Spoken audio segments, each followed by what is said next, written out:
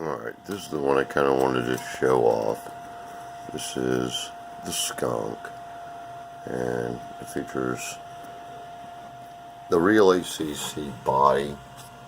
That's my some spatial lighting on there so you can see what I made.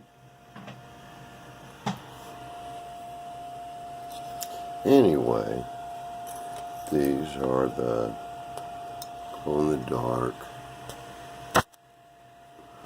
Red Orion skulls, screw protectors, engine protectors.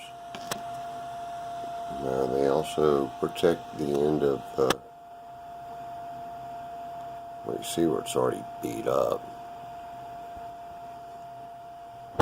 but every little bit helps because I crash this thing every day.